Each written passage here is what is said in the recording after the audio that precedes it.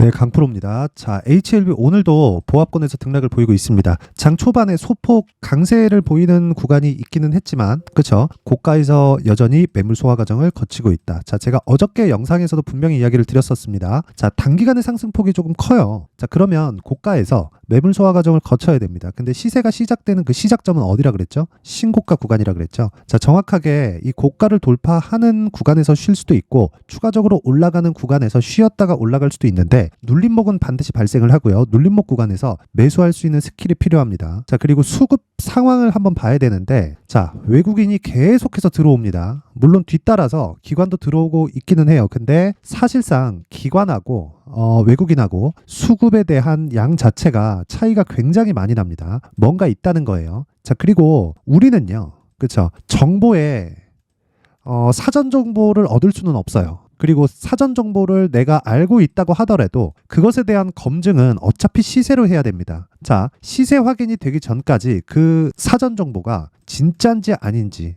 그쵸? 전에 맞았다 그래서 이번에 뭐 반드시 맞아야 될 거라는 뭐 그런 보장이 없죠. 그렇기 때문에 제가 계속해서 말씀드리는 거예요. 가격이 정말 중요하다. 그리고 가격 외적인 다른 부분은 정말 중요하지 않습니다. 근데 가격을 가지고 뭔가 유추를 하라는 게 아니라 확정을 지으라는 겁니다. 자, 보세요. 외국인이 여기 시간을 보면, 그쵸? 11월 21일 그리고 12월 21일 매수 들어온 물량이 1,600억이 넘습니다. 자, 그러면서 어떤 상황을 만들어냈죠? 그쵸? 한 100% 정도 상승하는 상황이 나왔습니다. 1,600억을 들여서요. 그렇다는 건 사가면서, 그쵸? 평균적으로 밑에서 샀다는 겁니까? 아니면 위로 올려 붙였다는 겁니까? 자, 매집이라는 건 올리면서 하는 거지 횡보 구간에서 하는 게 아닙니다. 그래서 이야기를 드리는 거예요. 매집을 잘못 이해하고 있는데, 매집은요, 다시 말씀드리지만 올려가면서 하는 겁니다. 어떤 세력이든 이런 횡보 구간에 아니면 또 하락 구간에 매집을 하지 않아요. 자, 올라갈 때 뭐가 터지나요? 거래량 터지죠. 올라갈 때 뭐가 터지나요? 거래량 터지죠. 그쵸? 근데 이 거래량이 안 터지는 이 구간에서 매집을 한다? 아닙니다. 그리고 기관들, 그리고 외국인들. 자, 기관이나 외국인들은 항상 만약에 펀드일 경우에요. 그쵸? 특히나 헤지 펀드 같은 경우에는요, 절대적으로 실적에 치중해야 되기 때문에, 그리고 기간별로 실적 산정을 합니다. 그렇기 때문에 개인 투자자들보다, 즉 심리가 잡혀있는 개인 투자자들보다 시간이 더 없습니다. 그래서 올라가면서 살 수밖에 없어요. 근데 우리보다는 정보에 더 빠르죠. 뭐 정확하다고 볼 수는 없지만 5월 달에 FDA의 사전 판매 허가 신청이 들어갔죠. 근데 대략 한 1년 정도 걸립니다. 자, 근데 주가는요, 평균적으로 6개월, 그쵸? 길면 1년 정도까지 선반영한다고 그러죠. 그쵸? 이게 일반적인 이야기예요. 자, 그러면 5월 달에 판매 허가 신청에 들어갔으니까 지금 어떤 상황이라는 겁니까? 선반영 받고 있는 구간에 들어왔다는 겁니다. 그 부분을 잊지 말자. 그쵸? 뭔가 있다는 거예요. 수급상으로도, 그쵸? 그리고 위쪽으로 올리면서 사는 것도, 그리고 오늘 같은 경우에도 고가에서 웬만하면 가격을 주지 않으려는 것도 모두 다 의도된 움직임이라고 보면 되고, 이제 시세 시작점에 왔습니다. HLB로 고생하는 분들이 많을 거예요. 그리고 그만큼 기대감이 있는 종목이기도 하죠. 그리고 끼가 있습니다. 자, 과거 시세 한번 간단하게 볼게요. 15년도에 큰 폭으로 강세를 보였고, 이때 대장주는 한미약품이었습니다. 그리고 나서 17, 18년도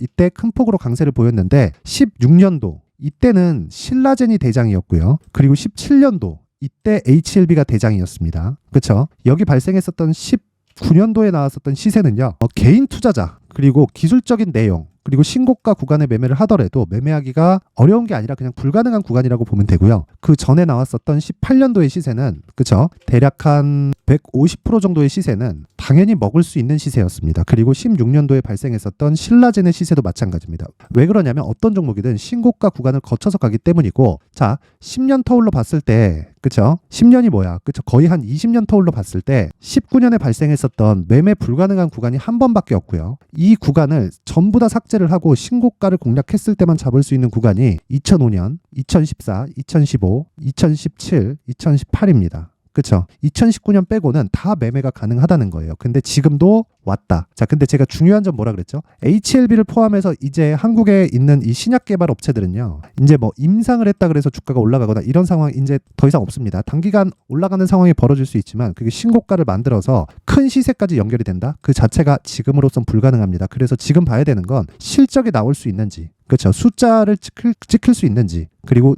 숫자를 찍힐 수 있는 요건 뭐가 있습니까? 그렇죠. 5월 달에 들어간 FDA의 판매 허가 신청이 있습니다. 이 부분을 반드시 기억하셔야 되고, 지금은 HLB를 팔아야 될 때가 아니라 매수해야 될 때입니다. 언제 매수해야 되는지 그 부분이 가장 중요합니다. 그렇죠. 자, 그래서 그 매수 구간, 가격대, 그리고 보유 전략, 그렇죠. 이 부분이 가장 중요한데, 이 말씀을 드리기 전에 제가 그 강프로의 소통방에 대해서 안내 말씀을 드리고 가겠습니다. 자, 그리고 소통방에 대해서 제가 간단하게 이야기를 드리면, 그렇죠. 일단 지금 한 500분 정도 있고 무료로 진행을 합니다. 그리고 제가 지금 말씀드렸죠. 신고가 매매만 진행을 한다고. 그리고 신고가 매매만 진행을 합니다. 그냥 철저하게 다른 종목, 뭐 신고가를 더해서 한다 이런 게 아니라 철저하게 신고가 매매만 진행하고 수익급의 종목을 제가 계속해서 드리고 신고가에 대해서 안내를 해드려요. 계속해서 이런 매매가 필요하다. 그렇죠? 그래서 모든 종목을 제가 장 시작 전에 언급을 합니다. 그렇죠? 시장가 매수 그냥 장 시작 전에 주문 넣어라. 그렇죠? 비중에 맞춰 넣으면 되고, 딱 비중에 맞춰 넣으면 되는데, 자, 내용 보시면 그래요. 원래 제가 최대 3종목까지 나가는데 오늘 같은 경우에는 4종목까지 제가 늘렸습니다. 내용을 한번 확인해 보면 테크윙,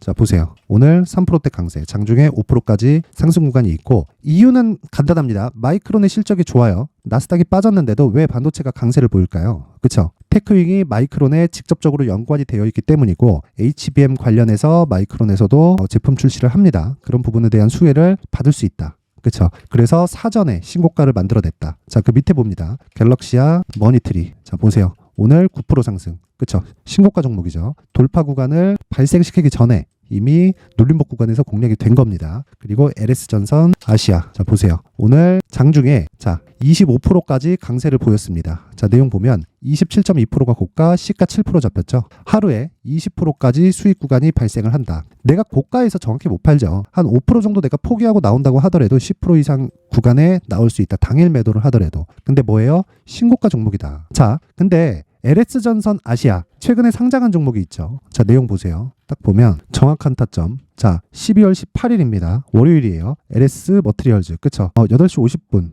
정확하게 장 시작 전에 진행이 됐고, 자, 내용 확인해 보면 자, 이런 상황입니다. 18일 월요일 시가 33,650원. 그쵸? 근데 51,500원까지 상승을 합니다. 어떻게 이런 매매를 할 수 있을까요? 자, 보세요. 상승한 이후에 매물을 한번 쏟죠. 다시 신고가 돌파 구간에 정확하게 공략이 된 겁니다. 자, 어떤 종목이든 신고가를 만들면서 주가가 올라가는 거지, 절대로 신고가를 만들지 않은 상황에서는 매매가 이루어지지 않습니다. 그 부분 반드시 기억하시고요. 자, 그리고 내용에 대해서 많기도 합니다. 쭉 올려보면 제가 종목에 대해서 계속 언급을 하고, 중요한 뉴스나 시황 같은 것들을 계속해서 점검을 해드리고요. 한 익스프레스 같은 경우에도 어저께 진행이 됐죠. 12월 20일.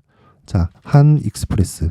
자, 내용 보면 오늘도 장 초반까지 강세를 보이죠. 자, 보세요. 어제 25% 상승 마감해서 15% 수익권에 들어갔고, 오늘 같은 경우에도요 15%까지 상승폭을 키웠습니다. 지금은 내려온 상태지만, 그렇죠. 항상 스윙급으로 진행을 하고 정확하게 고가는 잡을 수 없다. 그리고 정확하게 저가는 잡을 수 없다. 근데 철저하게 신고가 구간에 공략을 했을 때 구간별로 충분한 수익을 공략할 수 있다는 겁니다. 그렇죠. 신고가 외적인 다른 매매를 했을 때는 이런 매매를 절대 못합니다. 자, 그래서 계속 강조를 드리지만, 내가 매매하는 과정에서요 안 된다, 주도주를 못 잡겠다, 어떻게 잡는지 모르겠다, 가격대를 어떻게 설정해야 되는지 모르겠다 하시는 분들은요, 제가 무료로 진행을 하고 있었지만 입장의 제한을 연말에 딱 1000분까지만 풀 겁니다. 자, 그래서 구독과 좋아요, 구독과 좋아요 부탁드리고, 상단에 있는 전화번호로 참여라고 문자를 보내주시면 제가 소통방 입장 링크를 문자 보내주신 번호로 공유를 해드리도록 하겠습니다. 정말 신고가 말고는 주식시장에서 돈을 벌 수 있는 방법, 즉 장기간 유지해서 만들 수 있는 나만의 수익 모델을 절대 만들 수가 없습니다. 그 부분 반드시 기억하시면 되고, 자, 그리고 연말 이벤트로 제가 수익 모델 그리고 신고가 검색기에 대한 자료를 준비를 했습니다. 제가 계속해서 이 신고가에 대한 부분을 강조를 드리니까 어떻게 신고가를 잡아야 되는지, 그쵸? 그 내용에 대한 부분을 제가 내용을 준비를 해온 거고, 그리고 어떻게 활용을 해야 되는 건지, 그쵸? 자, 주식 시세의 본질은 선반영이다, 그쵸? 이런 내용에 대한 부분을 제가 내용을 준비를 했으니까 일단 구독과 좋아요는 꼭 한 번씩 부탁드리고, 다 무료입니다. 근데 구독과 좋아요만 눌러주세요. 저는 채널 성장이 목적이기 때문에 구독과 좋아요 눌러주시고, 상단에 있는 전화번호로 참여라고 문자를 보내주시면 제가 한 분도 빠짐없이 소통방 입장 링크 그리고 수익 모델 그리고 신고가 검색기까지 모든 분들에게 다 공유를 해드리도록 하겠습니다. 자, 그리고 다시 HLB로 돌아와서 보면요, 뭐 내용 간단합니다. 세력들이 의도하는 바가 있다. 그래서 신고가를 만든 겁니다. 자, 근데 여기서 내가 얼마에 사는지에 따라서, 그쵸, 보유할 수 있는지 없는지에 대한 여부가 갈리는 게 주식시장이 그래요. 내려가잖아요.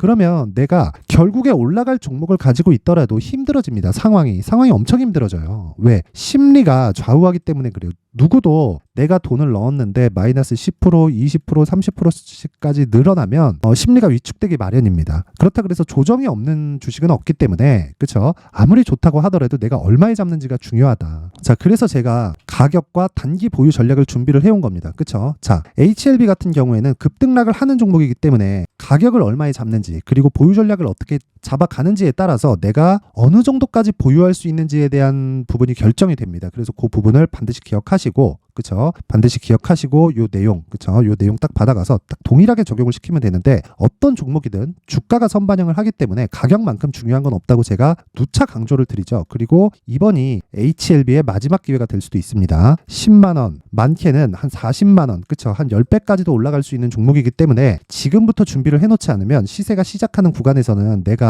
정말 그러다가 못 잡을 수도 있어요. 그러지 말라는 겁니다. 자, 그래서 요 내용, 그쵸? 제가 20페이지에 걸쳐서 내용을 준비를 해놨는데, 이렇게 하는 이유는요, 영상에서 이야기를 드리면 너무 긴 이야기가 될 수도 있고, 무엇보다 편집이 너무 까다롭습니다. 그래서 시간을 줄이고자 저도 이렇게 내용을 준비를 해놨고, 구독과 좋아요, 그쵸? 구독과 좋아요는 꼭 한 번씩 부탁드리고, 시간 남으면 댓글까지 하나씩 달아주시면 되고요. 그리고 상단에 있는 전화번호로 숫자 3이라고 문자를 보내주시면 제가 한 번도 빠짐없이 HLB의 가격 그리고 단기 보유 전략을 공유해 드리도록 하겠습니다. 자, 항상 시청해 주셔서 감사드리고요. 그리고 HLB 올라서 정말 다행이고, 이제 시세 시작입니다. 이제 진짜 시세가 시작할 수 있는 그 첫 번째 단계에 들어섰으니까 오랫동안 보유하신 분들 계실 건데 너무 걱정하지 마시고, 지금부터는 정말 얼마에 잡는지 그 부분 반드시 신경 쓰셔야 됩니다. 자, 그리고 제가 신고가에 대해서 계속 강조를 드렸는데, 신고가 매매 연말 연초에 비해서 어떤 식으로 이 종목을 잡아가야 되는지, 어떤 방식을 사용해야 되는지를 제가 그 부분을 제가 준비를 했으니까 영상 끝까지 시청하시고요. 모든 분들이 성공 투자하셨으면 좋겠습니다. 네, 올 한 해를 뒤돌아보니까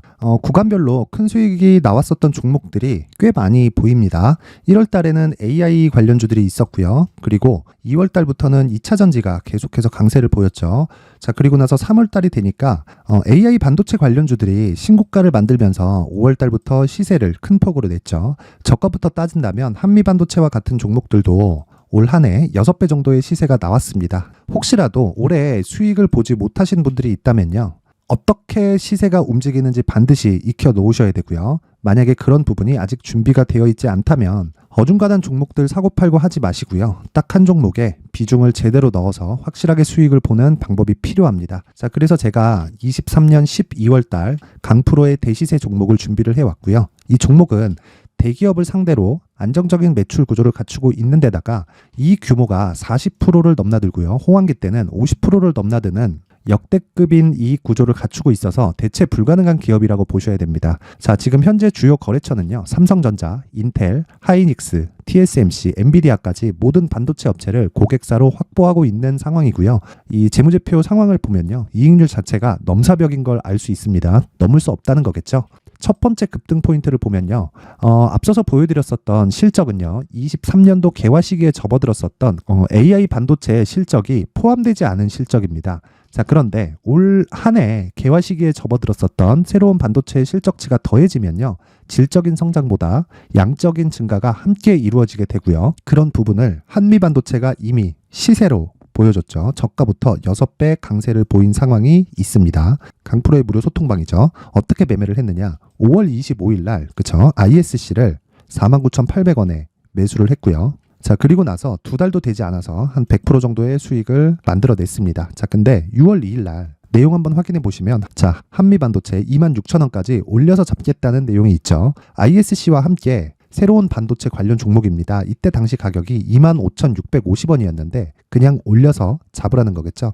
지금 현재 한미반도체 가격이 62,000원인 걸 본다면요, 항상 주가는요, 신고가 이후에 공략하는 것이 좋고, 그랬을 때 단기간에 100% 수익이 가능한 구조를 만들 수 있습니다. ISC도 그렇고 한미반도체도 마찬가지예요. 당연히 에코프로도 마찬가지입니다. 두 번째 급등 포인트를 보면요. 자, 개인용 PC를 비롯해서 서버, 클라우드, 그리고 우리가 사용하는 스마트폰까지 기본적인 PC 구조와 동일하고요. 새로운 반도체의 구조도 동일한 구조를 갖추고 있습니다. 자, 근데 한미 반도체의 상승 이유도요. 이러한 구조가 동일하게 진행되기 때문이고 이 구조는 절대로 바뀔 수가 없습니다.